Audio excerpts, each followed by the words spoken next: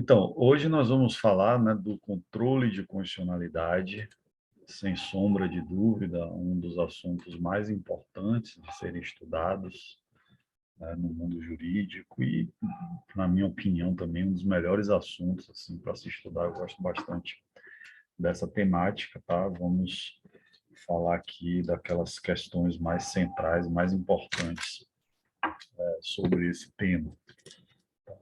Controle de constitucionalidade, direito constitucional. Seguindo aqui, primeiro, fazendo aí, né, uma breve introdução histórica, uma breve contextualização, que é o seguinte: a gente só pode falar de controle de constitucionalidade, óbvio, quando a gente fala de Constituição e quando a gente fala principalmente de constituições rígidas, certo? Antes disso, não dá para falar. Então, por óbvio que esse assunto ele tem a ver lá, ele se inicia exatamente com as revoluções liberais, né? As revoluções, especialmente aí a francesa, a Revolução Inglesa e também a independência, né? Ou Revolução Americana, alguns chamam de Revolução, outros chamam de Independência Americana, enfim.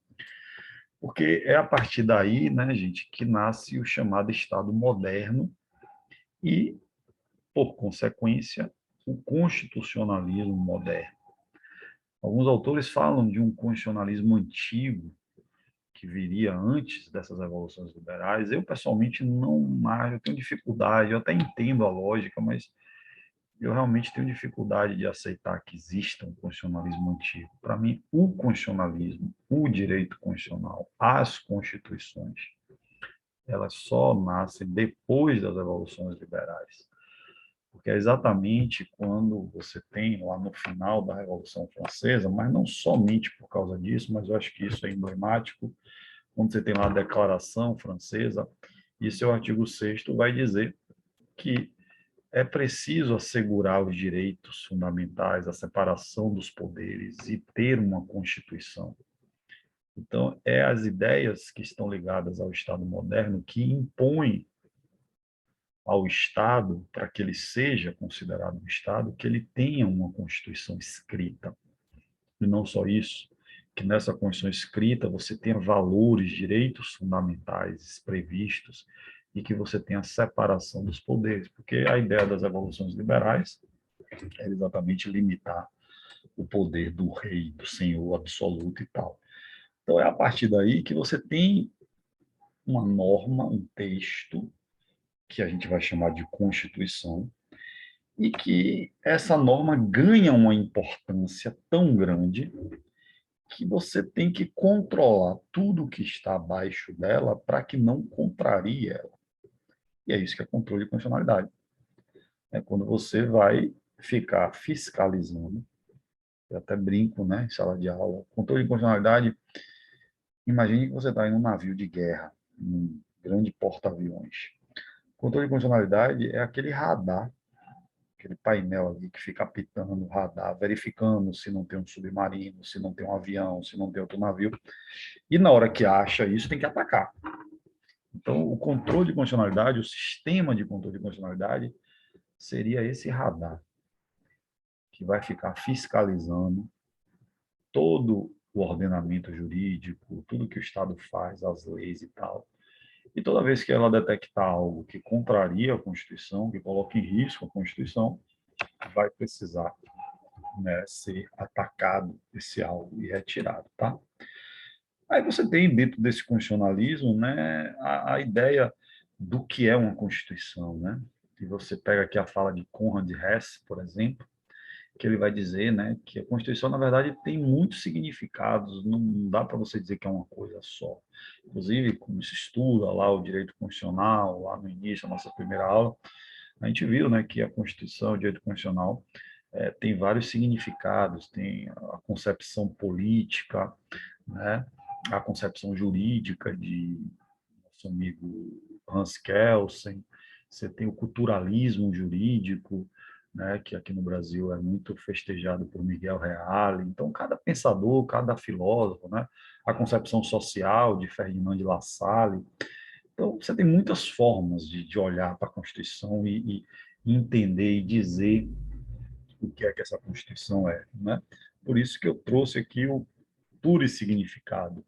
A resposta sobre o significado da Constituição depende, assim, da tarefa que se pretende resolver com o conceito eventualmente desenvolvido. Então, o que é que se espera da Constituição? O que é que a pessoa acha que a Constituição deve atingir? Depender de sua resposta a isso, você vai dizer qual é a sua concepção de Constituição. Pode ser uma concepção exclusivamente jurídica, como de Hans Kelsen, pode ser uma concepção política, como de Carl Smith, pode ser uma concepção social, como de La Salle. Então, assim, depende muito, tá? Mas, fechando um pouco, a gente já discutiu isso lá na nossa primeira aula, né, sobre direito constitucional, e não é objetivo hoje a gente voltar a esses detalhes, mas, falando de forma mais simples, né, é sempre uma norma suprema, né, algo que está acima do ordenamento jurídico, e ela vai principalmente determinar o Estado, a sociedade, suas relações, as relações básicas entre Estado e sociedade, o que se espera do Estado, o que o Estado pode fazer, quem é o Estado, como é que o Estado se divide, quais são os direitos que a sociedade tem, né? Você tem duas concepções a partir daí, né? Concepção material, que seriam as normas essenciais do Estado, aquilo que materialmente tem que estar na Constituição. Então, por exemplo, quando você fala do princípio da tripartição dos poderes, o artigo 2º da nossa Constituição é uma norma material. Ela é constitucionalmente material. O assunto dela é constitucional. Agora, você tem uma norma constitucional formalmente, né? Você tem a chamada Constituição formal, que são aquelas normas que estão na Constituição, mas que não necessariamente precisariam estar. E aí a nossa Constituição, principalmente, né, que é uma Constituição analítica, prolixa, uma Constituição, né, que trata de muitas coisas, ela vai ter muitas normas que são normas materialmente, ou mais formalmente constitucionais. Por quê? Porque são normas que estão na Constituição, mas que poderiam não estar. Né? No nosso exemplo, da nossa Constituição, a gente tem aquela famosa norma, né, que fala do Colégio Dom Pedro, lá no Rio de Janeiro. Ela é uma norma que ela é formalmente constitucional, porque ela está na Constituição, então ela faz parte da Constituição formal, mas ela não é uma norma materialmente constitucional, porque ela não tem a ver com o Estado, né? Não precisaria estar aí. E o objetivo também geral, independentemente, né, se você acha que a Constituição, de uma perspectiva política, social, cultural, enfim, tem tantas formas de se olhar, o fato é que a ideia da Constituição é estabilizar, racionalizar, organizar, regulamentar o exercício do poder pelo Estado, tanto o poder político quanto o poder de fato, né? Poder materialmente falando. Então, esse vai ser sempre o objetivo. E é por isso que ela é realmente o instrumento mais importante do ordenamento jurídico, e falar, né, de controle é sempre algo bem importante. Então, no momento em que você estabelece o que é Constituição, você cria a noção do que é constitucional e, por exclusão, do que é inconstitucional. Então, são meio que duas faces da mesma moeda. Não tem como você ter uma e não ter a outra. Porque você vai por exclusão, certo? E por que que isso existe? Por que que isso é importante? Porque, independentemente se você acha que a Constituição é um instrumento político, ou é um instrumento social, ou é um instrumento cultural, o fato é que os estados modernos e os estados contemporâneos seguem nessa linha, não vão nunca retirar o caráter normativo da Constituição. Então, mesmo aqueles autores que trabalham mais a Constituição como ideia política, né, como uma carta política, ainda assim, eles vão concordar que, da perspectiva prática, ela vai ter força normativa. Então, assim, não tem ninguém que diga que Constituição não é norma. O que você vai ter é pessoas que vão potencializar mais isso, vão olhar só por esse lado, e pessoas que vão dá uma importância maior para outras coisas, outras formas de pensar, mas que nunca vão negar que existe um caráter normativo. E sendo assim, se é norma, o que é norma? É aquilo que é obrigatório, né, de você seguir. Então, a norma, ela visa, ela tem como alvo estabelecer um comportamento, estabelecer condutas. Então, a partir dessa relação é que você pode olhar para as condutas, para o comportamento e dizer se aquele comportamento é de acordo com o que está na Constituição, constitucional, ou se é um comportamento que é contrário ao que está na Constituição, que é inconstitucional. Então, perceba que para você falar de controle de constitucionalidade, independentemente de você ser adepto dessa ou daquela concepção, você vai ter que concordar que existe algum grau normativo nela, ainda que você não tenha a concepção jurídica pura, né, de Hans Kelsen, que ele vai enxergar apenas como uma norma mesmo, tá? Então, o grau de normatividade pode variar, mas ninguém vai negar que ele existe. E não tem como falar de controle de constitucionalidade se ele não existir. A importância disso, né, a gravidade disso, ela vem variando no tempo. Você tem no primeiro momento lá de Hans Kelsen, da teoria pura do direito, né? Você tem a visão, né, de que qualquer norma que viole a Constituição, ela é nula de pleno direito, ela tem que ser, portanto, expurgada do ordenamento, e foi assim que nasceu o controle da constitucionalidade. Então, toda declaração de inconstitucionalidade, ela leva obrigatoriamente à anulação da lei, à morte absoluta da lei. Só que, com o pós-positivismo, com o neoconstitucionalismo, começou-se a... Bem, não precisou chegar no pós-positivismo para isso, mas é que eu não tinha alternativa antes dele.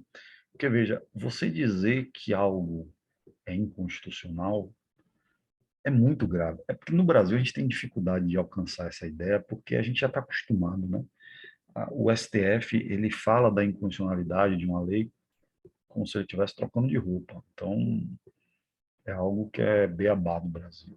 Toda hora tem uma declaração de inconstitucionalidade, toda hora alguém vai no STF pedir para que seja declarada a inconstitucionalidade de alguma coisa. Então, a gente normalizou isso. Mas é muito grave. Por quê? Porque, veja, quem é que fez a lei? Legislativo. O legislativo é um poder do Estado. Então, quando o STF diz que uma lei é inconstitucional, opa, não fui eu, um particular, que fiz alguma ilegalidade contra a Constituição. Foi o próprio Estado, em um dos seus poderes, que não respeitou a principal norma que nós temos, que é a Constituição. E aí, na Alemanha, quando aí se veio o pós-positivismo e o neoconstitucionalismo e a questão dos princípios e as hermenêuticas e tal, a galera, tendo essa percepção da gravidade, se incomodava, né, de dizer que uma lei era inconstitucional. Então, eles começaram a criar estratégias outras que faz com que você não aceite aquela lei do jeito que ela está, mas que você não precise também matar e jogar no lixo, como se o Estado tivesse feito uma coisa terrível e inservível. Então, a gente começou a relativizar um pouco essa ideia de nulidade absoluta, e aí nasce coisas como, que a gente vai ver mais para frente, interpretação conforme a Constituição, declaração de inconstitucionalidade sem redução do texto. Então, veja, no início, a gente só tinha uma coisa. Então, o STF, né, no Brasil, ele só podia fazer uma coisa: declarar a inconstitucionalidade. Ponto. E isso tem a ver com nulidade absoluta. Só que lá no Tribunal Constitucional Alemão, eles começaram a criar outras estratégias, ou seja, outros efeitos possíveis numa decisão de controle de constitucionalidade.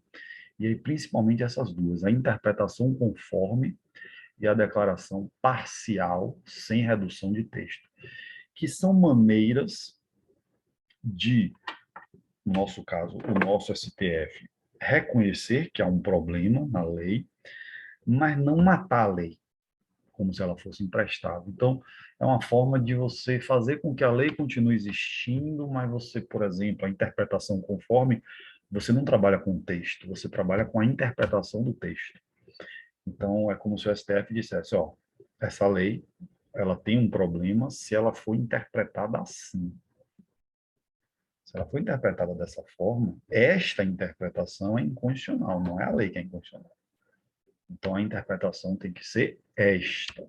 E aí, o STF, ao invés de ele matar a lei, de ele dizer que a lei não presta, ele vai matar uma forma de interpretar a lei. Ele vai dizer como é que tem que ser interpretado, ou seja, a interpretação conforme a Constituição, certo? Então, foram coisas que vieram aí para relativizar, para dar uma maleabilidade, né, na coisa de dizer que a lei é inconstitucional e a gravidade que isso é dentro da relação do Estado com o próprio Estado, certo? Mas é claro que a gente não pode ter uma relativização absoluta de dizer, não, vamos começar a deixar para lá também, ou seja, alguma solução ela tem que ser dada, porque se você relativiza ao extremo, você vai chegar num ponto que, na verdade, o texto constitucional não tem força normativa nenhuma. Então, você tem que sempre achar um meio termo aí, né? Você dizer que é inconstitucional é muito grave, mas também você não pode dizer que tanto faz. Então, você tem que achar alguma situação aí. As situações que nós temos hoje é essa, do STF, né? Os tribunais constitucionais, isso nasce na Alemanha, mas hoje está quase no mundo todo, e o nosso STF também tem isso. Ele pode dar outras soluções que vão consertar aquele problema, tá? O que é que a gente vai principalmente controlar, né, dentro do controle de constitucionalidade? São alguns valores, tá? São alguns valores que tem na Constituição e que eles precisam ser respeitados e garantidos. O primeiro e o mais natural é a supremacia. Isso existe desde o Estado liberal, das revoluções liberais. A ideia de que a Constituição ela é uma norma, mas ela é uma norma que ela está acima de todas as outras normas. Então, eu não posso ter uma lei abaixo da Constituição que viole o que está na Constituição. Então, esse é um primeiro valor, uma primeira coisa que o controle de constitucionalidade existe para garantir. Com a evolução do Estado moderno para o Estado social e depois para o Estado do bem-estar social, ou seja, isso aqui tem muito a ver com a primeira geração dos direitos fundamentais, os direitos individuais, o Estado liberal. Mas depois vem a segunda geração, terceira geração de direitos fundamentais, e aí um outro valor passa a ser muito importante também, que é a efetividade. Por quê? Porque a partir da segunda geração dos direitos fundamentais, a partir do chamado constitucionalismo social, do Estado social, especialmente ali com a Revolução Russa para frente, a Constituição passou a estabelecer obrigações para o Estado. Porque até a primeira geração, onde a gente só falava de supremacia, os direitos fundamentais, a Constituição era apenas um limite até onde o Estado pode ir. Por isso que os direitos de primeira geração, eles são chamados também de direitos negativos, né? Porque tem a ver com o Estado não fazer algo.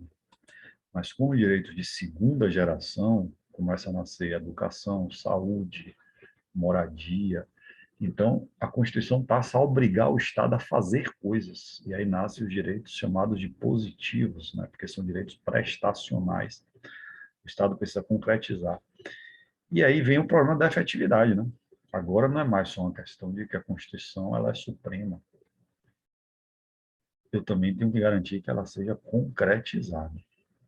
E é a partir daqui que nasce a inconstitucionalidade por omissão. Que até aqui a gente só fala de inconstitucionalidade por ação. Se ela é suprema, eu só preciso garantir que nenhuma lei abaixo dela contrarie ela. Certo? Então só faz sentido você fazer o controle de ação. Agora, quando eu tenho que garantir a efetividade, eu também começo a me preocupar com as omissões. Então, o Estado não fazer viola a efetividade constitucional. E aí nasce a chamada inconstitucionalidade por omissão. O fato é que agora, de uma forma ou de outra, você tem que garantir essa obrigatoriedade constitucional, ou seja, a força vinculante, a força normativa.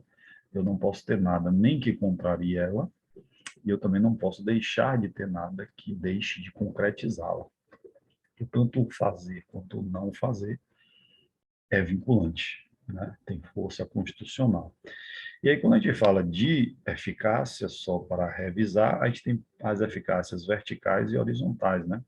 A vertical é talvez a principal eficácia aqui em controle de funcionalidade, porque é a eficácia do Estado para a sociedade, né? De cima para baixo, por isso que é vertical. A horizontal é do particular com o particular, ou seja, dentro da própria sociedade, não vai impactar tanto no controle de constitucionalidade, porque, em regra, grosso modo, o controle de constitucionalidade só se faz a partir de atos do poder público, né, do Estado. Tem uma outra exceção assim, mas normalmente tem a ver com leis, com coisas que o Estado faz ou deixa de fazer. Tá? Então, está mais voltada à eficácia vertical do que a horizontal, mas é sempre bom lembrar que a Constituição tem as duas eficácias.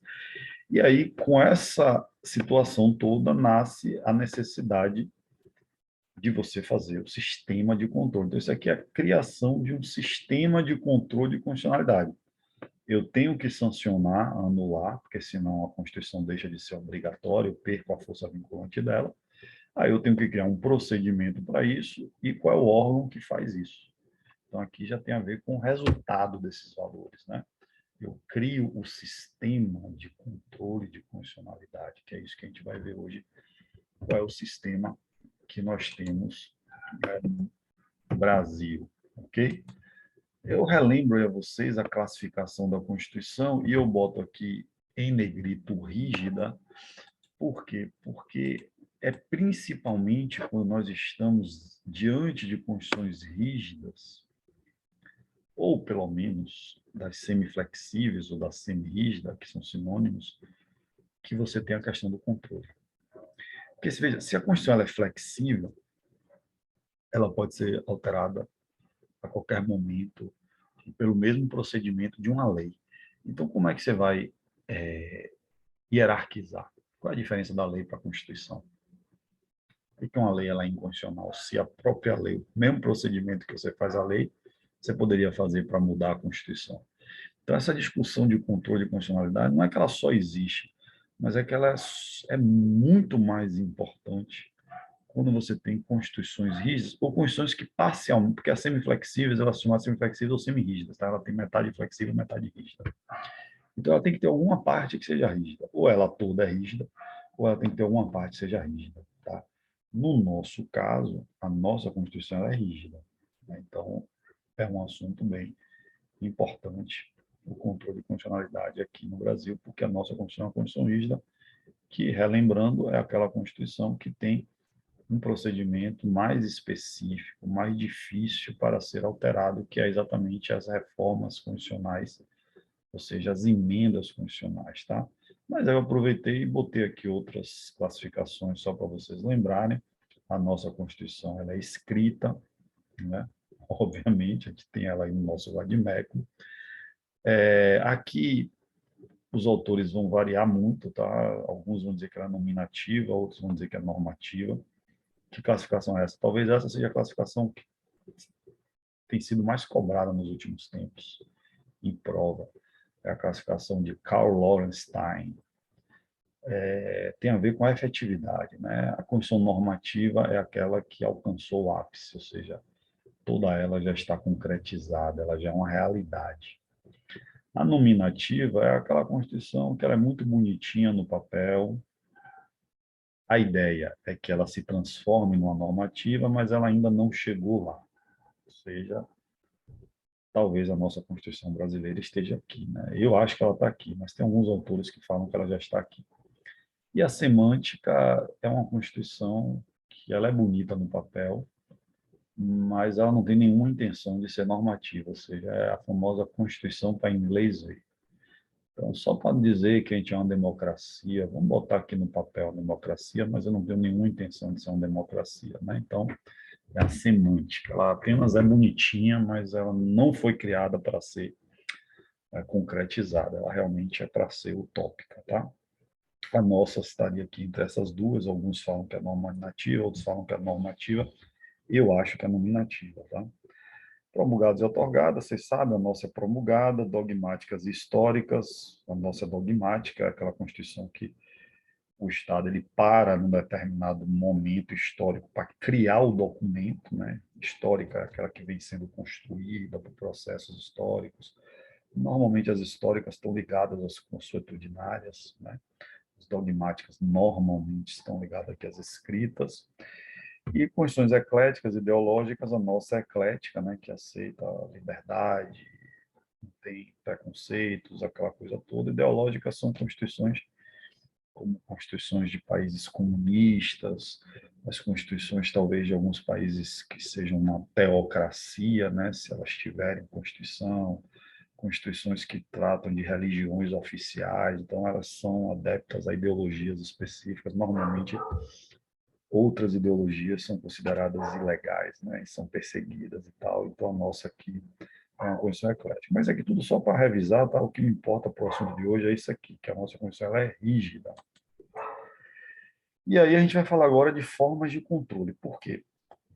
Porque é natural que nós, né, fiquemos mais atentos e estudemos mais o controle judicial de constitucionalidade. E é isso que nós vamos falar hoje realmente mais. Mas não existe só isso, tá? Existem várias formas de controle de constitucionalidade e eu trago aqui algumas classificações que já vão mostrando aí outras formas de controle, tá? Então, quanto ao órgão, ou seja, quem é que faz, você tem o controle político, que é feito, né, pelo Poder Legislativo, aqui, a CCJ, a Constituição de Comissão de Justiça.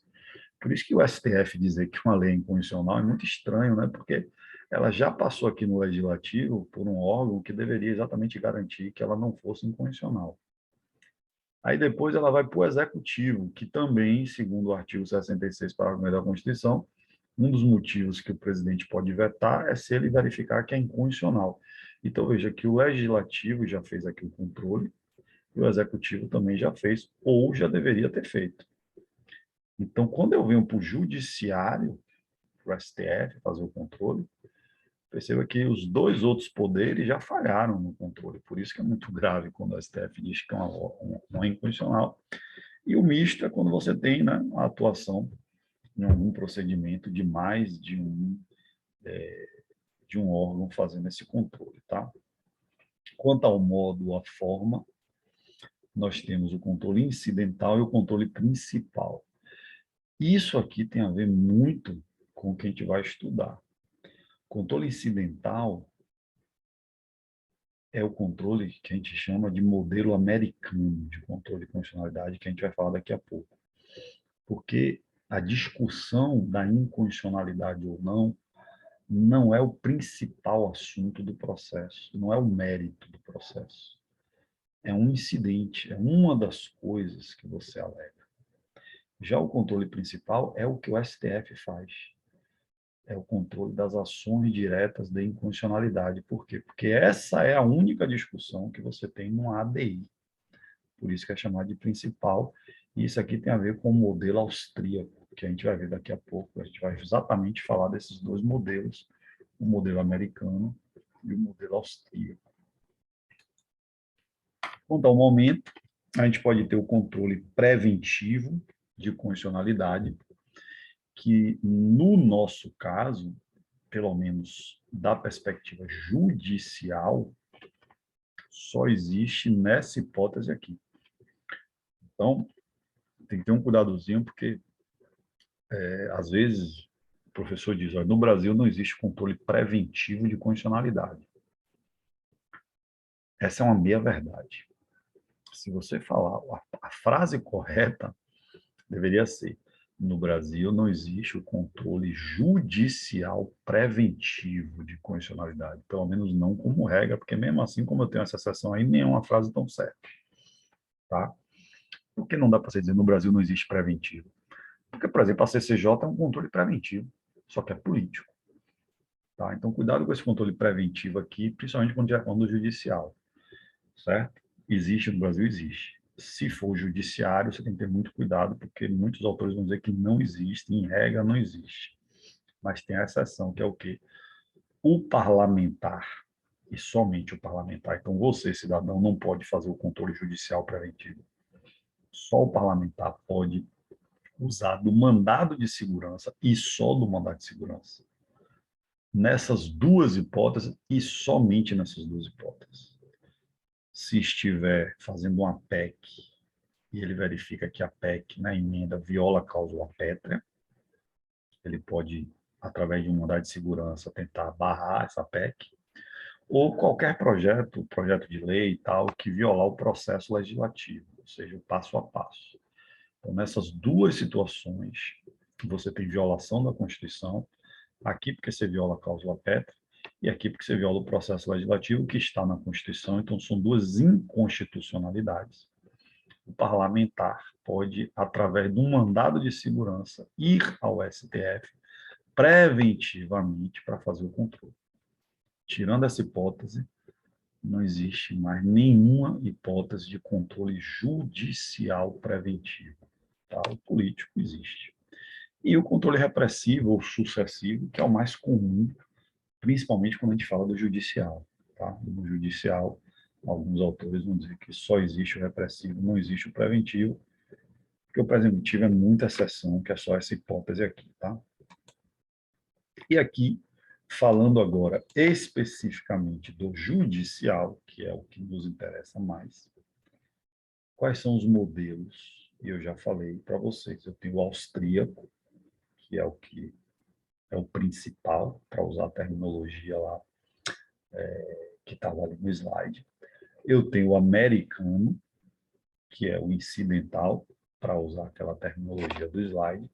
E eu tenho o misto, que é usar os dois, que o Brasil é um misto, tá? No Brasil nós adotamos tanto o austríaco quanto o americano, a gente vai falar lá para frente. Mas primeiro vamos ficar nesses dois modelos aí. E eu fiz essa tabelinha aí para vocês, resumindo aí o que significa esses dois modelos, tá? Eu vou começar pelo americano, porque na verdade o controle judicial, ele nasce no modelo americano. Então o modelo americano é o primeiro, tá, que existiu. E ele começa nesse caso aí, que é o famoso caso Marbury versus Madison, lá em 1803. Mas vamos lá. Antes disso aí, veja só, antes disso aí, não se admitia que o judiciário fizesse controle de constitucionalidade, porque existia um princípio que era chamado de soberania do parlamento. Então, veja, a tripartição dos poderes originária, ela entendia que só quem pode falar sobre lei é o legislativo. Então, dentro dessa ideia originária, básica, de tripartição dos poderes, onde a questão da independência era muito importante, não se admitia que o judiciário falasse, analisasse se uma lei era constitucional ou inconstitucional. Isso era um assunto que era restrito ao próprio parlamento. Se o parlamento, se o legislativo fez a lei, primeiro, significa que ele está respeitando a Constituição. Segundo, a gente pelo menos pressupõe isso, né? Existe o princípio da presunção de constitucionalidade. Todas as leis, elas gozam de presunção de constitucionalidade. Você presume que ela é constitucional, exatamente porque foi o parlamento que fez. Mas no momento lá inicial da tripartição dos poderes, além dessa presunção, tinha-se exatamente a ideia que o judiciário de forma nenhuma poderia dizer isso. Era um assunto que era um problema do parlamento. Era o parlamento que poderia, e somente ele, olhar para uma lei e dizer, realmente eu errei aqui, e aí resolver. Então, não se admitia controle judicial de constitucionalidade. Essa é a primeira situação. Beleza. Aí surge esse caso Marbury versus Madison, lá nos Estados Unidos, que é uma discussão aqui de cargo público. Então, um camarada desse era de um cargo, aí o presidente trocou, Aí ele foi dizer que não podia trocar, e não sei, ele foi brigar lá pelo cargo.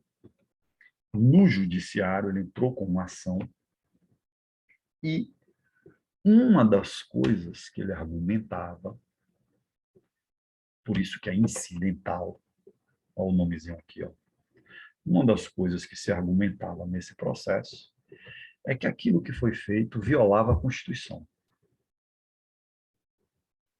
Pronto. Então, o caso Melbo versus Madison, no judiciário, está discutindo lá uma situação lá referente a um cargo público, e um dos argumentos é que aquilo era inconstitucional. E aí, os juízes de primeiro grau, né, os juízes de primeira instância e tal, eles, obviamente, que eles não decidiram isso. Eles, não, isso aí eu não posso me meter por causa da soberania do parlamento, porque a ideia que se tinha era aquela, que era um problema do parlamento. O judiciário não posso. Só que isso chegou na Suprema Corte americana. Este caso aqui chega na Suprema Corte. E aí, quando chega na Suprema Corte, a Suprema Corte vai e faz a ruptura dessa ideia. Ele diz, não, realmente, isso que foi feito aqui viola a Constituição, é inconstitucional. Então, pela primeira vez na história, neste caso, o judiciário falou, decidiu pela inconstitucionalidade de uma situação.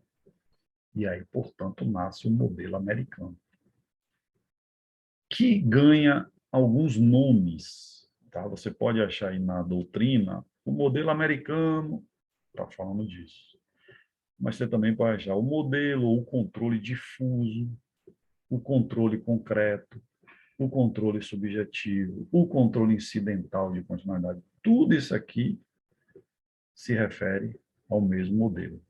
Mas eu gosto sempre de trabalhar com meus alunos por que de cada um desses nomes, porque a soma desses nomes aqui mostra como é esse controle, tá? Eu já falei, primeiro, por que chama de controle americano, modelo americano? Porque nasceu nos Estados Unidos da América. Isso aqui é fácil, né? Eu já expliquei por que é incidental. Relembrando, é incidental porque não é o principal assunto da ação. Veja que a ação estava discutindo um cargo público. Uma das coisas, ou seja, um incidente no processo, um dos argumentos, era que era inconstitucional. Então, por isso que o modelo americano também pode ser chamado de controle ou modelo incidental de constitucionalidade. Se estiver falando isso, você sabe que é americano. E aí eu vou voltar aqui para cima, que é mais lógico. Difuso. Por que o modelo americano é chamado de difuso? Porque ele está difundido, espalhado em todo o poder judiciário. Ou seja, qualquer juiz do primeiro grau, passando pelos tribunais do segundo grau, os desembargadores, e chegando aos ministros dos tribunais superiores, todo o poder judiciário pode fazer o controle de constitucionalidade no modelo americano. Por isso que ele é chamado de difuso, porque ele está espalhado. Todo o judiciário faz. Mas ele também pode ser chamado de controle concreto. Por que concreto? Tem muito a ver com isso aqui. Porque você controla, a judiciário controla a partir de um caso concreto. Então, o controle americano de constitucionalidade só é feito em cima de casos concretos. Eu não estou discutindo abstratamente se a lei é inconstitucional. Eu estou olhando para um caso e estou dizendo que aquilo, naquele caso, é inconstitucional. Por isso que ele é chamado de concreto. E ele também é chamado de subjetivo pelo mesmo motivo, porque se ele é concreto, eu tenho sujeitos, eu tenho pessoas. Então, ele é um controle subjetivo de constitucionalidade, porque tem a ver com direitos de pessoas que estão discutindo um caso concreto no judiciário, de forma incidental. Então, por isso, esses sinônimos aqui, esses nomezinhos que se referem a esse modelo americano, e cada um desses é por conta de uma característica de como esse controle é exercido.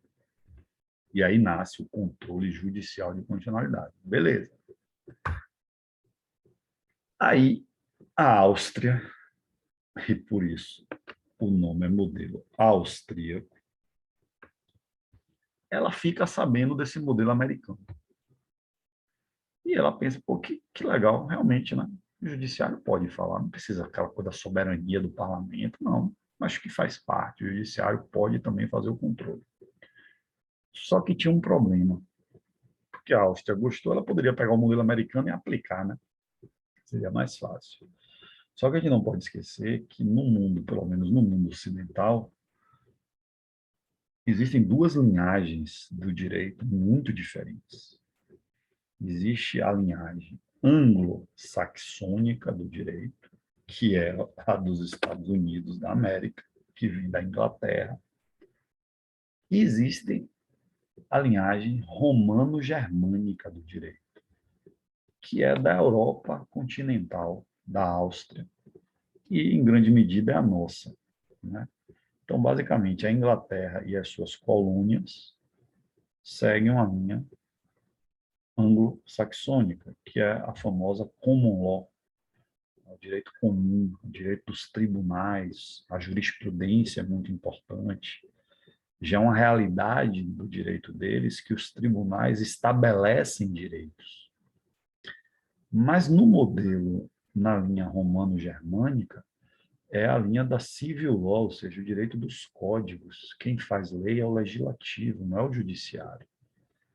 Então, quando a Áustria quis adotar um controle judicial, ela olhou e falou: tá, o judiciário fazer o controle, beleza, mas não dá para ser nesse modelo difuso, não dá para ser nesse modelo americano. Como assim que um juiz da comarca, da onde o vento faz a curva, como é que ele vai ter poder para dizer que o parlamento errou? Imagine aqui no Brasil, um juiz lá de uma comarca, lá de qualquer coisa, vai dizer que uma lei federal está errada. Que tipo de autoridade é essa? Então, o governo austríaco contratou um camarada pouco conhecido nosso, que é o famoso Hans Kelsen, e disse para ele: meu amigo, eu quero que você crie um modelo de controle judicial de constitucionalidade.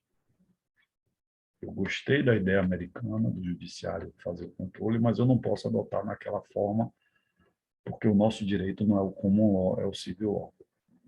Eu não vou admitir que um juizinho qualquer diga que uma lei dos parlamentos é inconstitucional. E aí Hans Kelsen criou o modelo austríaco, certo? Que leva esse nome, modelo austríaco, porque foi criado na Áustria, mas também tem alguns nomezinhos aqui que, se vocês perceberem, vão meio que fazer oposição, né, a cada um deles, porque as características são diferentes. Então, primeiro, eu já expliquei, é chamado de controle principal, porque o que é que Hans Kelsen pensou? Veja, o parlamento é um órgão de cúpula do legislativo. Eu não posso ter um juiz que está aqui no pé do judiciário fazendo o controle, mas eu posso ter um órgão de cúpula do judiciário fazendo o controle, porque aí são órgãos que estão hierarquicamente lado a lado. E aí Hans Kelsen, a primeira coisa que ele faz é ter a ideia, criar um tribunal constitucional, um tribunal que vai só fazer isso e que é a cabeça do Poder Judiciário, que no nosso caso é o Supremo, tá? Mas genericamente eles são chamados de tribunais constitucionais. E ele disse: esse tribunal só vai fazer isso.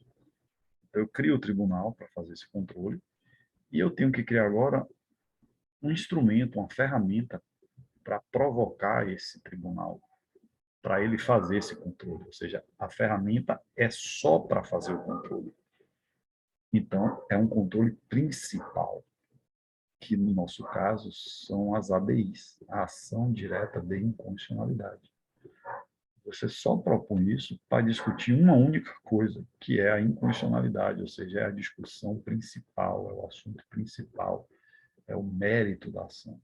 Então, por isso que o modelo austríaco, diferentemente do americano, que é incidental, ele é principal, beleza? Mas voltando aqui para cima. Enquanto que o modelo americano é difuso, que qualquer juiz pode fazer, como eu disse, o modelo austríaco ele é concentrado em um tribunal de cúpula do Poder Judiciário, que é chamado genericamente Tribunal Constitucional, por isso que é chamado de modelo concentrado de controle e constitucionalidade. Ele é abstrato porque, enquanto que o americano depende de um caso concreto para se discutir, No modelo austríaco, a discussão é se a lei é incompatível com a Constituição. Não tem que um caso concreto. Eu estou discutindo abstratamente se a lei combina ou não combina com a Constituição. Por isso que é uma discussão abstrata. Por isso que, inclusive, você não tem partes. Você nunca deve usar nas ações de controle autor e réu. Porque o réu é a lei, se for para ter um réu, né? Não é uma pessoa. Então, é uma discussão que ela é abstrata, daí controle abstrato. E é objetivo pelo mesmo motivo. Eu não tenho pessoas, eu não tenho sujeitos, né? Diferente do subjetivo aqui, eu estou discutindo apenas se a lei ela combina ou não com a Constituição. Então, é uma discussão objetiva. O tema é que importa e não as pessoas que estão brigando por alguma coisa lá e eu vou resolver isso. Então, esses são os nomes, os sinônimos que o modelo austríaco ganha e que também cada sinônimo tem a ver com uma característica, e vocês percebem que são meio que modelos antagônicos entre si, a partir das suas características. Tá? São esses os dois modelos que existem no mundo, mas, como eu disse a vocês, o Brasil adota o misto, né? Que é quando você tem o modelo austríaco e o modelo americano. E a gente adota isso. E da onde é que a gente pode afirmar que a gente adota isso? Da nossa Constituição. Você tem um artigo aqui que ele vai ser geral, serve para os dois, mas eu botei aqui do americano porque o austríaco tem um artigo muito específico, né, que o austríaco é o mais claro, né, compete ao Supremo Tribunal Federal, então concentrado, principalmente a guarda da Constituição. Então está aqui o fundamento que a gente pode afirmar que o Brasil adota o modelo austríaco, porque eu tenho um tribunal especificamente para fazer o controle concentrado da Constituição, porque ele é o guarda da Constituição, certo? Mas a gente também tem o americano. E aí, primeiro argumento, né? O artigo 5º, né, da Constituição, lá no 35, quando fala do princípio da inafastabilidade do Poder Judiciário. Ele diz que a lei não pode excluir de apreciação do Poder Judiciário, não fala aqui do Supremo Tribunal Federal somente, de todo o Poder Judiciário, lesão, ameaça de lesão à direito. E qual é a pior lesão se não for inconstitucionalidade? Mas, para você ter uma resposta mais firme, você deve pegar esse artigo e combinar ele com o 97 da Constituição. Que a gente falou sobre esse artigo quando a gente falou do Poder Judiciário, que é o artigo que fala do princípio da reserva de plenário. Vai dizer, né, que para declarar inconstitucionalidade tem que ser por maioria absoluta, estabelece o quórum. Mas perceba aqui um detalhe. Fala os tribunais. Não está falando o tribunal, o Supremo Tribunal Federal. Está falando de todos os tribunais no Brasil. E todos os tribunais podem fazer o quê? Declarar inconstitucionalidade, ou seja, controle difuso de constitucionalidade. Então, nós não temos um artigo falando diretamente, o Brasil adota o modelo americano, o Brasil adota o controle difuso, como nós temos o concentrado. Mas, quando você soma, né, a informação do princípio da inafastabilidade com o princípio da reserva de plenário, se referindo a todos os tribunais, fica evidente que nós adotamos também o modelo americano. Então, no Brasil, você pode ter tanto a discussão concentrada, ou discussão concreta, num caso, você, ao entrar com uma ação judicial, qualquer ação, uma ação trabalhista, uma ação tributária, enfim, você pode discutir se aquela coisa é constitucional ou não, e qualquer juiz pode fazer isso. Mas nós temos também as ações de controle que vão direto para o STF. Então, nós temos aí as duas possibilidades. Mas é verdade que a gente não estuda, não tem como a gente estudar o modelo americano. Ou melhor, a gente passa os 5 anos da faculdade estudando o modelo americano, né? Porque tudo que você aprende, direito do trabalho, direito tributário, direito penal, direito de família, direito sei lá o quê, você está aprendendo ali a coisa de acordo com a Constituição. De maneira que, se tiver uma lei contrária àquilo, você pode argumentar que é inconstitucional. Mas você não tem como estudar um sistema. Porque, como eu disse, você pode utilizar disso aí numa ação trabalhista, numa reclamação trabalhista, quando a gente teve a reforma trabalhista, e até hoje eu acho, né, porque o STF ainda está decidindo aí algumas coisas, todos os advogados trabalhistas, eles colocaram nas suas petições, né, preliminares lá, argumentando a inconstitucionalidade da reforma. Isso é controle americano. Se você vai discutir uma questão tributária, você pode argumentar que a lei é inconstitucional. Enfim, todas as áreas você pode fazer. O que realmente a gente termina estudando, porque é um sisteminha mais fechado, mais próprio, é o modelo austríaco, ou seja, o controle concentrado. Mas antes de falar desse controle, como é que a inconstitucionalidade pode acontecer? Tá? Isso aqui é importante saber que ela pode acontecer também de algumas formas. Assim como eu tenho algumas formas de controle, a gente viu agora o judicial e os seus modelos, eu tenho também algumas formas de inconstitucionalidade. A primeira e a mais famosa é a chamada inconstitucionalidade formal e inconstitucionalidade material, ou os sinônimos, né, orgânica ou substancial. A inconstitucionalidade formal, ela tem a ver sempre com o processo legislativo. Por exemplo, o Legislativo Federal faz uma lei complementar. E aí você olha para a lei complementar e o assunto da lei é muito bom. Não é um assunto, não tem nenhum problema contra a Constituição. O que a lei está falando é ótimo, inclusive. Só que a Constituição diz que para aprovar uma lei complementar, tem que ter o voto da maioria absoluta dos membros. Aí vamos dizer que a galera aprovou a lei complementar com o voto da maioria simples. Essa lei, ela tem uma inconstitucionalidade formal. Existe um vício no processo legislativo, não no assunto. Diferentemente da material, que é quando o assunto, o conteúdo é inconstitucional. Então, por exemplo, aqui uma lei que estabeleça a pena de morte. O processo pode estar todo certinho. Eu não tenho constitucionalidade formal, mas eu tenho inconstitucionalidade material. Alguns autores vão dizer que essa aqui é a mais grave. Bem, eu acho que isso é bem relativo. Mais grave ou menos grave depende do seu ponto de vista, porque observar o processo legislativo é uma questão de segurança jurídica. Quando a Constituição estabelece determinados passos para determinadas coisas, isso tem a ver com dar maior ou menor segurança. É por isso que a nossa Constituição é rígida, porque ela tem um processo legislativo mais difícil para ser alterado.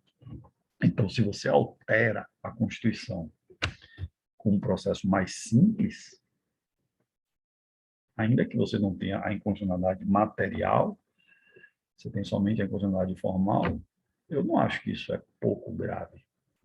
Então, mas vocês vão ver aí, no achismo do dia a dia, pode ser que você pense que a material é mais grave, mas juridicamente não dá para dizer que é mais ou menos grave. Tá? Ambas são inconstitucionais, ambas são muito graves. Além disso, nós temos aqui a inconstitucionalidade com relação ao momento da edição, que ela vai se dividir em originária e superveniente. E aqui é preciso de bastante cuidado. Por quê? Porque no Brasil não existe essa inconstitucionalidade superveniente. Tá? Aqui eu não estou trazendo coisa que é só do Brasil, estou falando da teoria. A inconstitucionalidade originária é aquela que é dada quando uma lei ela é editada depois da Constituição.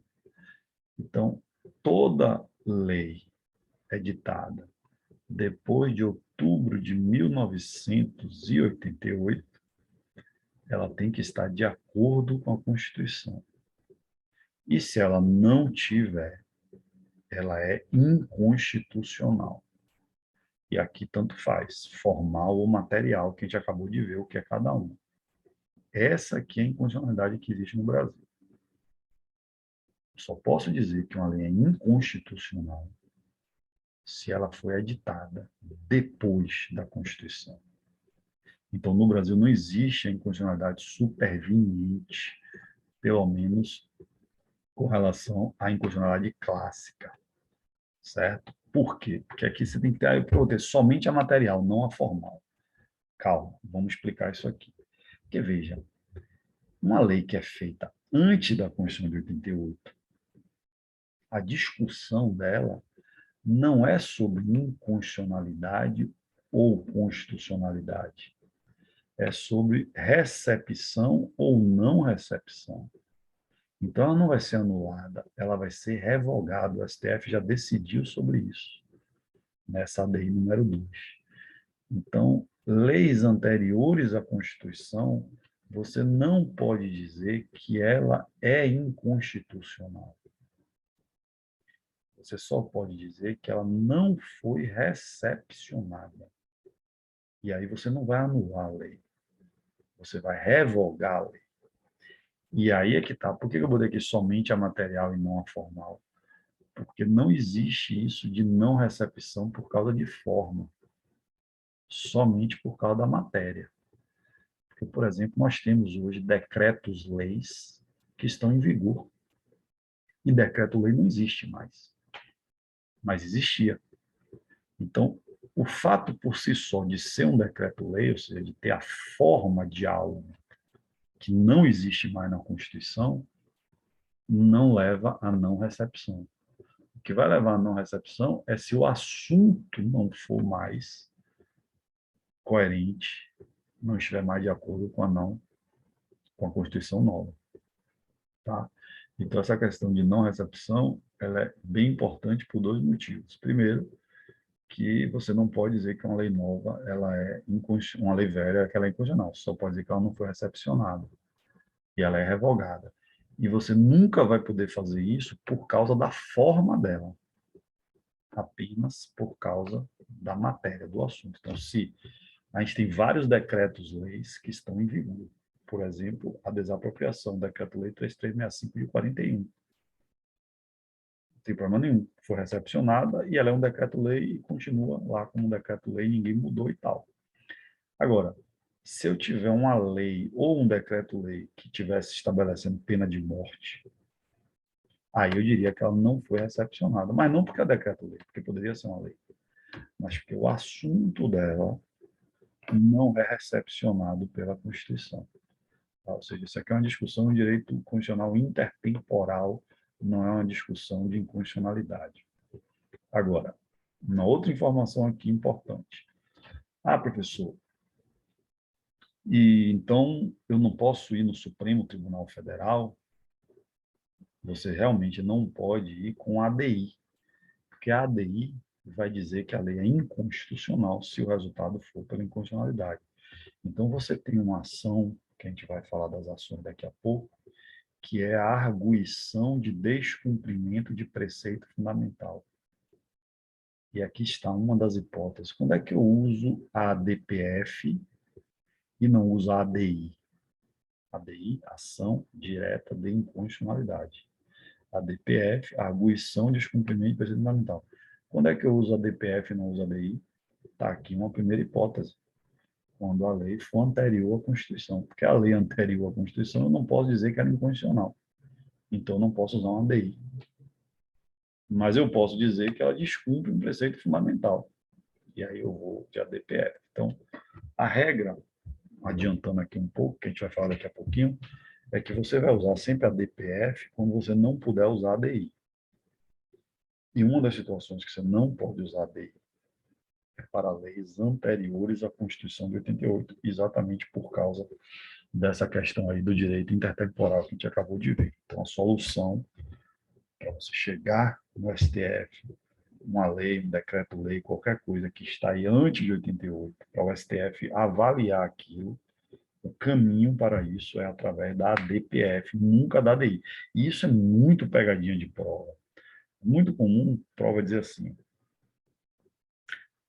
a lei número, aí vai dizer, 14.525, aí barra 87. Aí a pessoa não lembra desse número 87, a Constituição é 88. Essa lei ela é antes da Constituição. Aí vai criar uma coisa absurda para deixar você com raiva. A Lei 14.087 estabelece a pena de morte com sofrimento, tem que arrancar os dedos e as unhas das pessoas antes de matar e arranca os dentes com alicate. Vai criar uma coisa absurda para você ir lendo e ficando com raiva da questão e da lei. E aí vai dizer, diante disso, qual é a ação que você pode usar? Aí na letra A, Sabe o que é que vai estar lá? ADI.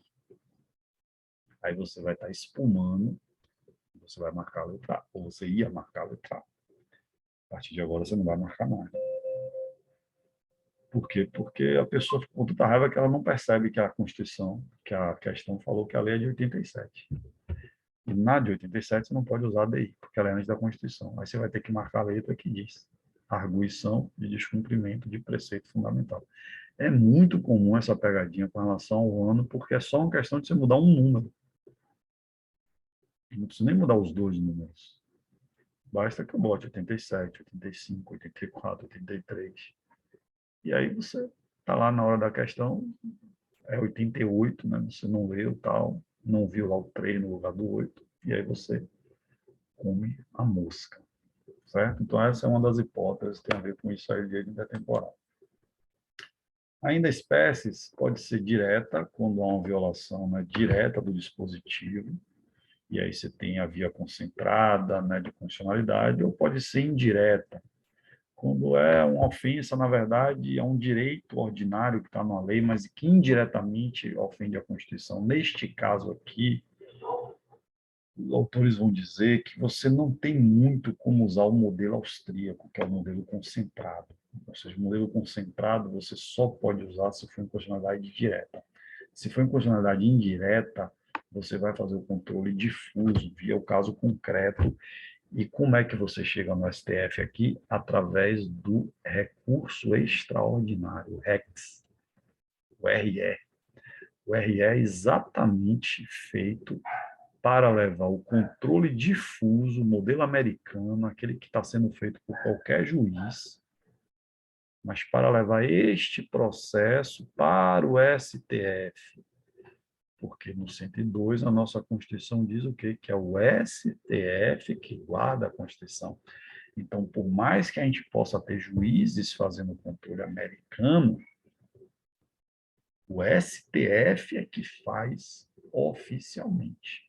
Então, eu precisava criar, já que eu no Brasil adoto os dois modelos, eu precisava criar uma forma do modelo americano chegar no STF.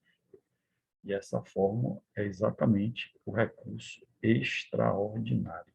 É a maneira de levar o modelo americano até o STF, certo? Que o modelo austríaco já nasce e morre no STF.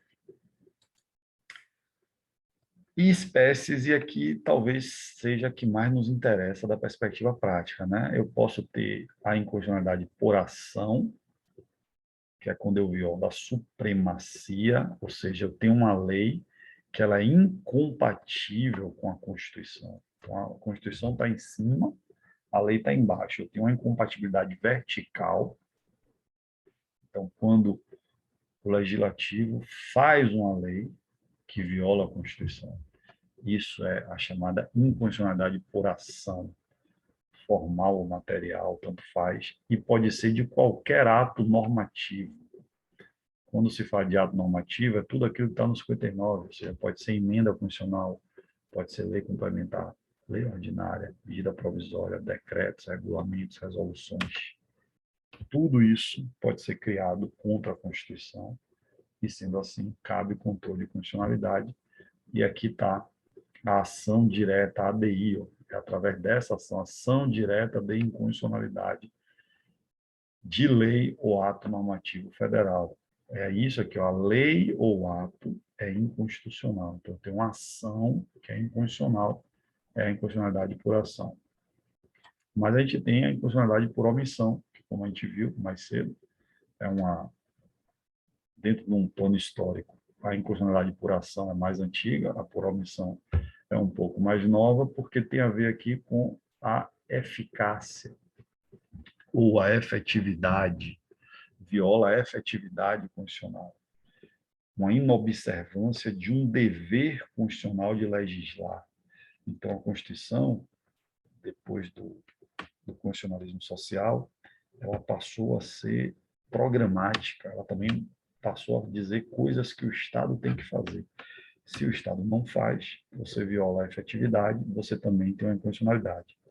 Essa omissão pode ser absoluta ou parcial, certo? Então, às vezes, Não precisa que não tenha nada legislado sobre aquilo. É possível que tenha legislado, mas que aquela legislação, aquela ação atende parcialmente, né, a situação. E aqui, para combater essa omissão, na verdade, nós temos dois instrumentos. O instrumento que é a ADIM por omissão, que está no 103, parágrafo 2º, declarada a inconstitucionalidade por omissão, então está aqui a ADI por omissão, mas nós temos o famosíssimo mandado de injunção, que é um remédio constitucional. Eu poderia dizer, grosso modo, apesar, talvez isso não seja muito preciso da perspectiva teórica, mas eu poderia dizer que o mandado de injunção é o controle americano de inconstitucionalidade por omissão. E a ADI por omissão é o controle austríaco concentrado. O fato é que a nossa Constituição ela se preocupou muito com a sua efetividade. Por quê? Porque ela é extremamente programática. Nossa Constituição ela é muito prolixa. Ela estabeleceu muitas coisas que dependia do legislador.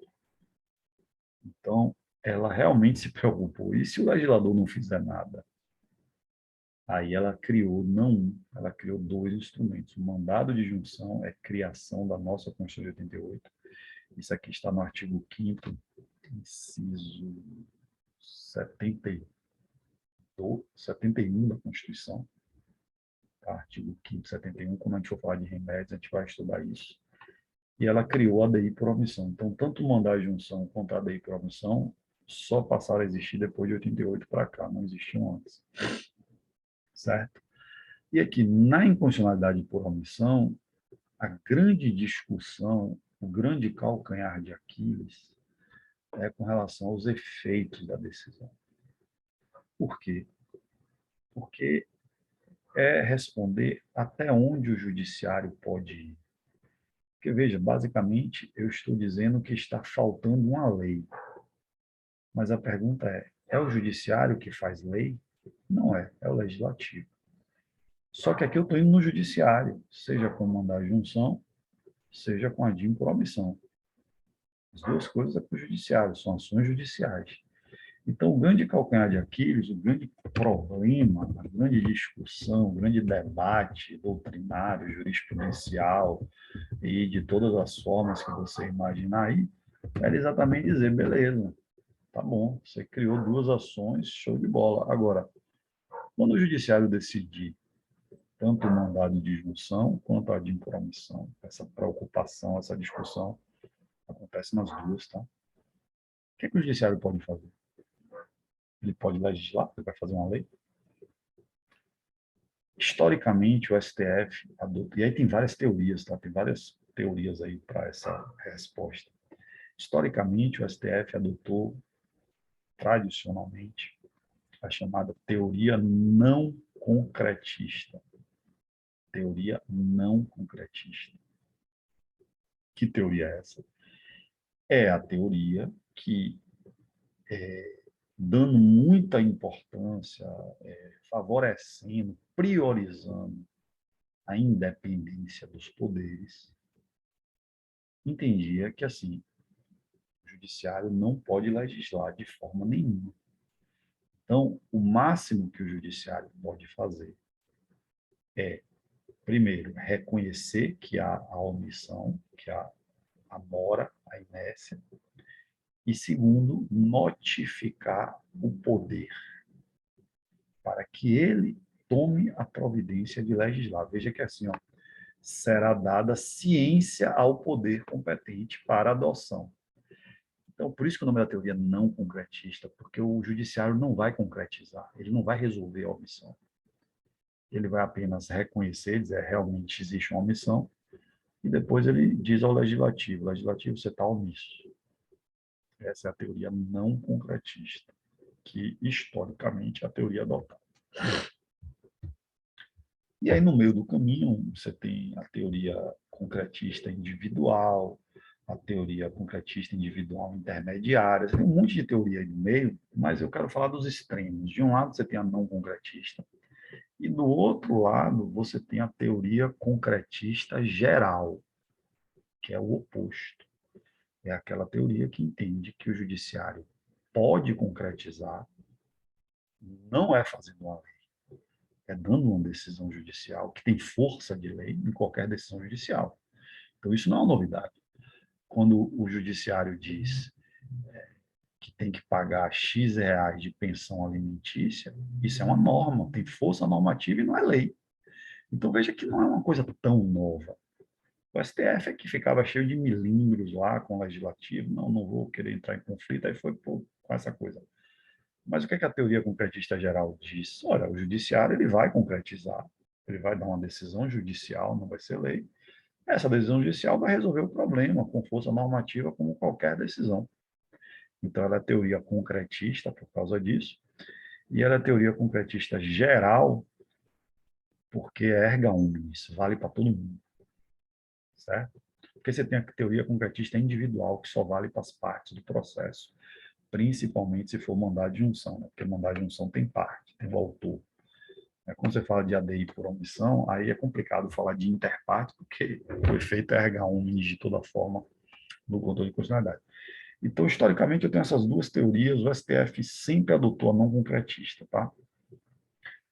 Aí, ele adotou a não concretista e, de vez em quando, ele adotava a intermediária, a individual, enfim, quando tinha, por exemplo, ele adotou a individual quando era anistia lá de Fernando Henrique Cardoso, de não sei quem.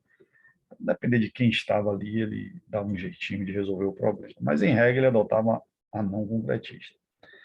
Em 2007, o STF, pela primeira vez, ele adotou a teoria concretista geral. E aí eu lembro que alguns autores e professores falavam, o STF mudou o posicionamento dele. Eu não sei se ele mudou. É verdade que ele adotou a concretista geral, né, que ele nunca tinha adotado, mas por que eu não sei se ele mudou? Porque ele adotou a concretista geral num assunto específico, que era greve de servidor público. Porque se você botar no STF lá, na pesquisa, bota lá mandado de junção, talvez 99%, para não dizer 100% dos mandados de junção que vão aparecer, tem a ver com um único assunto, que é greve de servidor. Porque a Constituição dá o direito à greve, no artigo 37, né, lá no inciso 7, mas diz que precisa de lei. E essa lei nunca foi feita. Ou seja, eu tenho uma omissão inconstitucional. Eu tenho uma inércia, eu tenho uma inobservância do dever constitucional de legislar. O Estado nunca fez a lei de greve dos servidores públicos. Isso fez com que, desde 88, com a criação do mandado de junção, você tem vários mandados de junção batendo no STF, tanto de servidores, pessoas físicas, quanto de sindicatos, quanto de associações, nos mandados de junção coletiva. E desde 88 o STF decide vários, e ele sempre decidiu pela teoria não concretista, sempre. Não posso fazer nada, vou notificar o legislativo. E aí ele vinha, desde 88, notificando, notificando, notificando, notificando, e o legislativo nunca fazia nada. Quando chegou em 2007, o STF subiu na tamanca e deu a louca. E aí ele decidiu aplicando a teoria concretista geral, e se você pega a decisão, é muito engraçado, porque ele literalmente está dando um piti na decisão.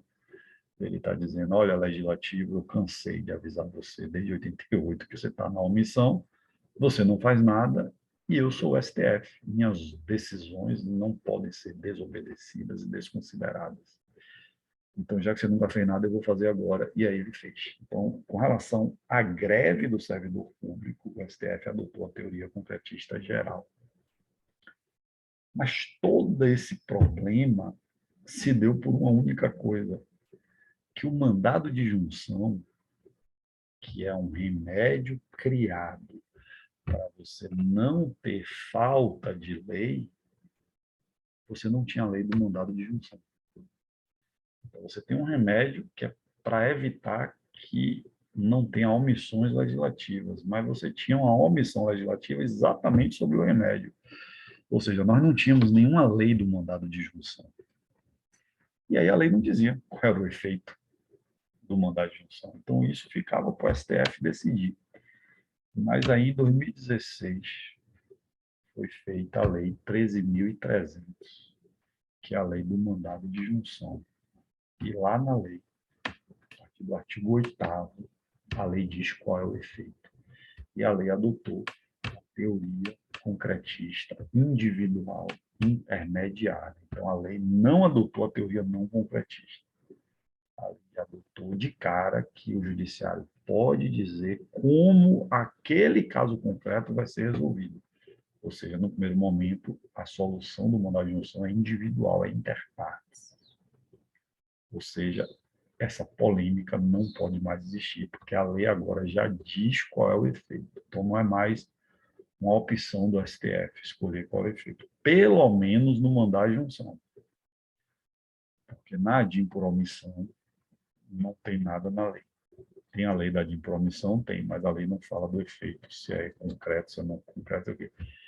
Então, no mandado de junção, a coisa está resolvida. Aqui a gente ainda tem cenas dos próximos capítulos, mas a gente vai olhar a lei do mandado de junção, quando a gente for estudar o mandado de junção, eu vou falar tudo direitinho. Eu só estava falando do mandado de junção porque é a mesma situação, né? O judiciário está para decidir sobre uma omissão legislativa, tá? Então, isso aqui, galera, sempre foi o calcanhar de Aquiles, tanto do mandado de junção quanto da ADIM por omissão. Seguindo aqui, o controle de constitucionalidade das normas constitucionais, ou seja, é possível você ter inconstitucionalidade de uma norma constitucional? Vamos lá. Aquilo que está na Constituição já, que é texto constitucional, que vem do poder constituinte originário, não pode ser declarado inconstitucional. Então, tudo que saiu no texto originário da Constituição é constitucional, ponto. Só que a gente tem o poder de reforma. A gente tem o poder constituinte derivado reformador, que vai fazer reforma da Constituição. E aí essa é a pergunta. As emendas constitucionais, resumindo isso aqui, pode ser inconstitucional? Eu posso dizer que uma emenda é inconstitucional? Eu posso ter uma ADI contra uma emenda constitucional? Por quê? Porque esse poder derivado, ele é limitado. Diferente do originário, né? Aqui só relembrando, o poder constituinte se divide em originário e derivado. O originário é limitado, é político. Então, não tem como dizer nada que saiu daqui que é inconstitucional. Mas, a partir do momento que a Constituição está feita, e eu tenho o poder derivado, ele é limitado, ele é jurídico, ele tem regras a seguir. Então, é possível, sim, que ele viole essas regras. E ele pode violar regras que sejam constitucionais. Então, é perfeitamente possível que o poder constituinte derivado, especialmente aqui o reformador, mas todos eles, violem regras, limites que são constitucionais. E, portanto, eles são inconstitucionais. Então, é possível declarar emenda constitucional inconstitucional, certo? Por quê? Porque nós temos limitações para fazer emenda, são as limitações aqui formais, isso aqui é a revisão, não é o assunto de hoje, tá? Formais, materiais, circunstanciais, temporais, você tem que seguir aquele processo, né, mais difícil de mudar o quórum de 2/3, 2 turnos nas duas casas. Você tem as limitações materiais, você não pode violar cláusulas pétreas. Você tem as limitações circunstanciais, você não pode fazer emenda constitucional, estado de defesa, estado de sítio, intervenção federal. Você tem as limitações temporais, se uma emenda, se um projeto de emenda ele é rejeitado, ele não pode ser apresentado no mesmo ano. Então, qualquer descumprimento disso aqui, galera, está descumprindo a Constituição. Então, com isso, a conclusão que se chegou no Brasil é que é sim possível você declarar normas constitucionais que sejam decorrentes de emendas constitucionais, ou seja, não pode ser a norma originária, mas as normas decorrentes de emendas pode. E você já teve, na verdade, no Brasil, vários exemplos. A emenda 19 de 98, que está até aí sem decidir, a emenda 20, a emenda 21, a emenda 52, a emenda 62.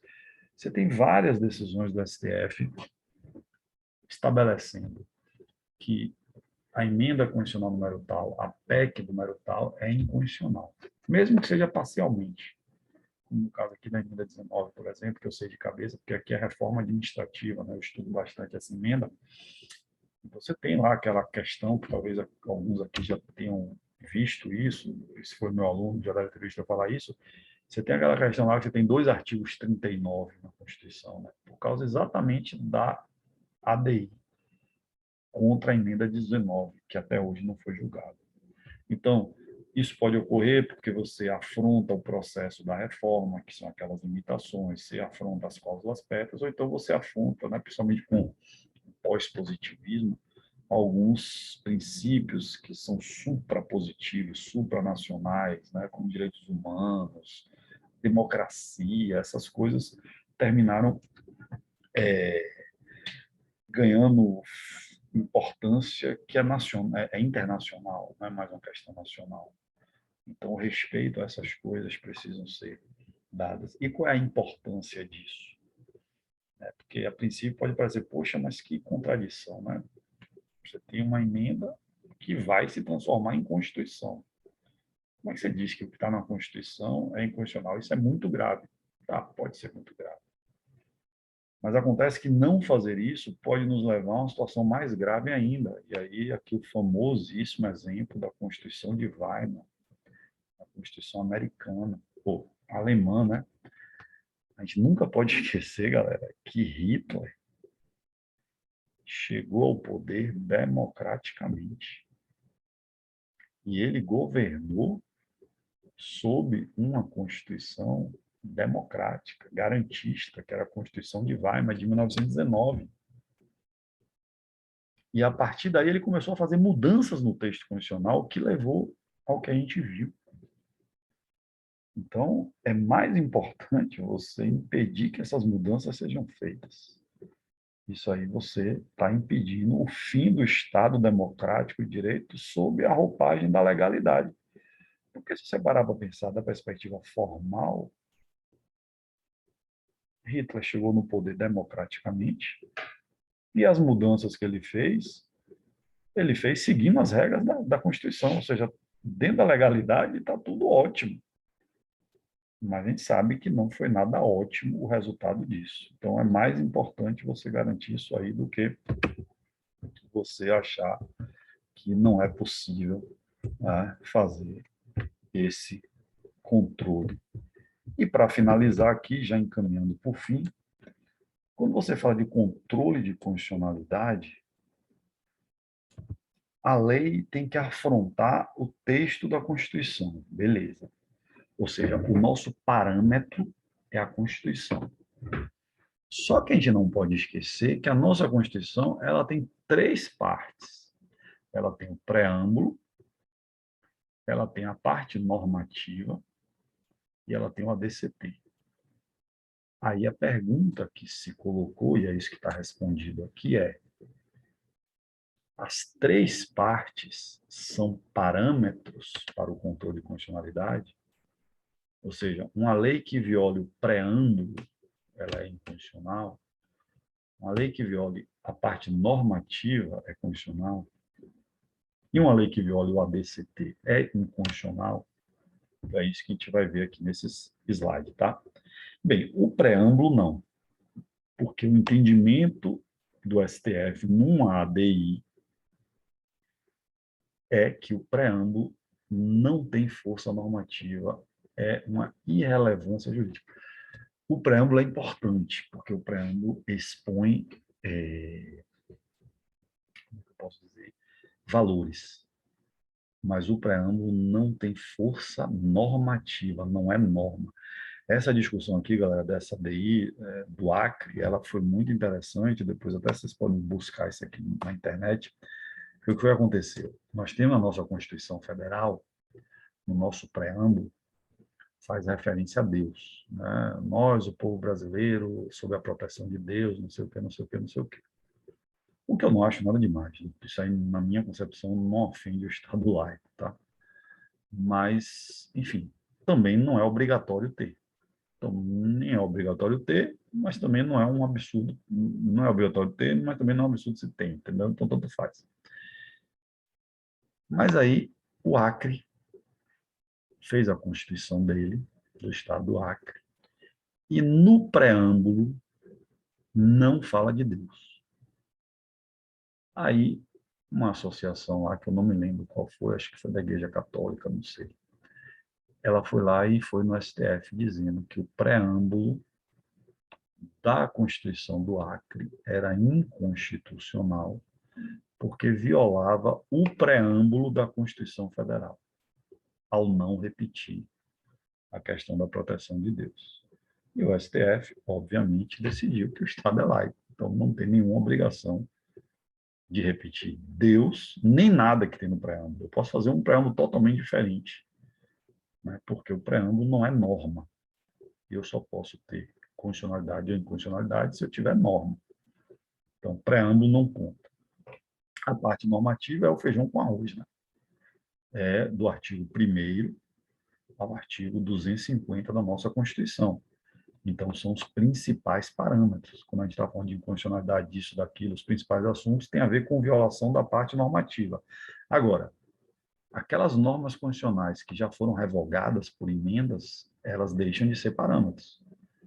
Então, para você ter a parte normativa como parâmetro, é preciso que seja uma norma, um artigo que esteja em vigor na Constituição. Porque se não tiver, aí não é mais parâmetro, obviamente. Então, o preâmbulo e a parte normativa não traz muita pegadinha, não. O que você tem que ter um pouco de cuidado é no ADCT. Porque, veja, o ADCT, num primeiro momento, ele tem que ser tratado igual a parte normativa. O ADCT é norma, certo? Só que são aquelas normas que só existem porque eu tenho que fazer a transição da Constituição de 67 para a Constituição de 88. O Estado brasileiro ele não nasceu num passe de mágica em 88, já existia órgãos públicos, entidades públicas, servidores. Então eu tinha que ver como é que eu ia trocar, né? Então por isso que eu tenho que ter a DCT. Então a DCT é norma, parte normativa é norma, a DCT é norma, o preâmbulo não é norma. Então, sendo norma, também é. O STF já decidiu isso aqui nesse recurso extraordinário, nesse RE. Só que aí você tem que ter um cuidado com a DCT. Porque é próprio do ADCT que todas as normas sejam transitórias. Atos das disposições constitucionais transitórias. Então, você tem muita norma ali que já exauriu os efeitos, já o que ela foi feita para fazer já foi feita e já acabou. Então, elas não são mais parâmetros. Então, essas normas que exauriram os efeitos é como se fossem as normas já revogadas da Constituição, só que elas não estão revogadas, elas estão lá, essa é a diferença. Aqui você revoga, você apaga. Você bota um outro texto, ou você tira totalmente o texto. Aqui não, a norma fica lá, está lá no artigo bonitinho, você lê lá tal, só que ela já atingiu o objetivo dela. E aí ela deixa de ser norma, ela não tem mais força normativa, e, portanto, ela não é mais parâmetro. Então, o ADCT depende de qual artigo do ADCT você está falando. Se é um artigo que ainda está em vigor, ele é norma, e pode haver inconstitucionalidade se violar o artigo. Agora, se é um artigo que já zerou os efeitos, ele não é mais parâmetro, ele deixa de ser norma, tá? E finalizando realmente o nosso último slide de hoje, beleza. E quais as ações que nós temos? A gente não vai falar delas hoje, né? A gente está estudando hoje o sistema, não estamos ainda estudando as ações, mas já para vocês conhecerem. Então, quando a gente fala de controle concentrado, porque, como eu disse, o controle americano não tem como a gente estudar assim, porque ele não tem um sistema próprio, né? Todas as ações podem ser usadas. Mas quando a gente fala do controle concentrado, além da gente saber que é no STF que faz o controle, a gente tem que saber como.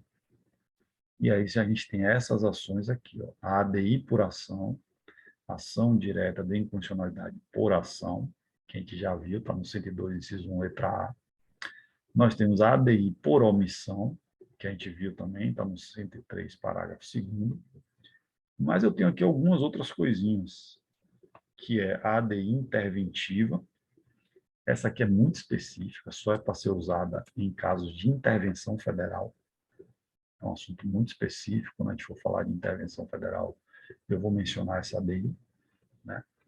Você tem a ADC, que foi uma coisa criada depois, pela emenda número 1, ou a número 3, de 93, salvo engano, que é a ação declaratória de constitucionalidade. Gente, essa é uma loucura, porque eu disse a vocês que as leis, elas gozam de presunção de constitucionalidade. Então, eu não preciso de uma ação para dizer que uma lei é constitucional, porque você já pressupõe que ela é constitucional. Só que a nossa Constituição foi emendada lá em 93, no iniciozinho ali, e essa ADC foi criada. E aí, a parte engraçada é que, como a ADC não faz sentido, né, não encaixa muito bem, nós tivemos, eu não lembro agora se foi um ADC ou se foi um ADI. Eu acho que foi um ADC, ou seja, a ADC número 1 foi para dizer que a ADC é constitucional. Tem uma coisa dessa, uma doideira dessa que só o Brasil mesmo para ter. Porque a coisa é tão maluca que não faz sentido, mas criaram. Aí o pessoal disse, não, mas não existe isso, então é inconstitucional. Aí o STF disse que não, que é constitucional, então ela existe, ela está aí. Tá? É bem verdade que quando a lei da ADI por omissão, ADI por ação e ADC é a mesma lei, a lei 98.699. Quando essa lei foi criada, ela deu uma utilidade prática para a ADC. Ou seja, apesar da ADC não fazer sentido no sistema de controle, porque eu já presumo que tudo é constitucional, então eu não preciso de uma ação para dizer que é constitucional, uma coisa que eu estou presumindo que é constitucional, mas acontece que a lei diz que só pode usar ADC se houver uma controvérsia judicial relevante. E aí o que acontece, então? Imagine que o Congresso Nacional faça uma lei X, e aí a gente começa a ter um monte de ação no modelo americano, questionando a constitucionalidade dessa lei. O judiciário fica abarrotado, um monte de ação. Essa lei é inconstitucional, que absurdo, tal, tal, tal, tal, tal. Aí o que é que eu posso fazer? Pego a ADC e vou direto no STF e digo, STF é o seguinte, tem essa lei aqui, tem uma galera aí dizendo que ela é inconstitucional, decida logo se esse negócio é constitucional ou inconstitucional e acaba com essa discussão. Então, a ADC ganhou essa utilidade prática, que é matar vários coelhos com uma cajadada só. Tá? Então, apesar dela não combinar muito bem com o sistema, ela terminou tendo uma aplicação prática por causa da Lei 98.699, que colocou esse pré-requisito para se usar a ADC, que é demonstrar uma controvérsia judicial relevante. E, finalmente, eu tenho a DPF, que a gente falou dela, Arguição de Descumprimento de Preceito Fundamental, que está lá no artigo 102, parágrafo 1º. Tem uma lei própria, que é a Lei 9868. A de interventiva também tem uma lei própria, tá? Então, tem a mesma lei aqui, fala das três principais, que são essas três primeiras. Não, essa e essa. Está numa mesma lei. A DPF eu tenho uma lei própria. E a de interventiva é a lei mais recente, que é essa aqui mais específica. A gente vai falar, a gente vai estudar essas leis ainda, tá? A gente vai olhar o processo, tal coisa, não é o objetivo hoje. Então, quando eu falo de controle concentrado de constitucionalidade, é ir ao STF através de uma dessas ações, certo? Aqui é por ação, aqui é por omissão, aqui tem a ver com intervenção federal, aqui é para evitar controvérsias judiciais relevantes. E a ADPF, onde é que ela se encaixa aqui? Eu já cheguei a dizer isso. A ADPF, galera, ela é subsidiária da ADI por ação. Você vai usar a ADPF sempre que não couber a ADI por ação. Eu já dei um exemplo hoje. Leis anteriores a 88. Se for lei anterior à Constituição, você não pode usar essa ação, você vai por ADPF. Mas tem um outro exemplo muito famoso, que é lei municipal. A gente só pode usar a ADI por ação no STF contra leis federais ou estaduais. Eu não posso usar uma ADI por ação no STF. Por que eu estou falando no STF? Porque eu posso ter tudo isso aqui, sabe aonde? Nos tribunais de justiça dos estados. Porque os estados também têm suas constituições. Então, eu também posso ter controle concentrado de constitucionalidade estadual. E aí algumas coisas aqui vão mudar. Eu posso ter um ADI contra uma lei municipal num TJ. Estou dizendo, portanto, é que eu não posso ter ADI contra a lei municipal no STF. E aí você faz como? Você vai com a DPF. Então, a DPF é sempre que não couber ADI por ação no STF. E os dois exemplos mais importantes e mais cobrados em prova é leis anteriores, a Constituição de 88, e leis municipais no STF. Você não pode atacar nenhuma das duas aí por ADI. Então, neste caso, você pode usar uma DPF, certo? Então, são essas as ações que nós temos dentro desse modelo concentrado de constitucionalidade no Brasil, galera.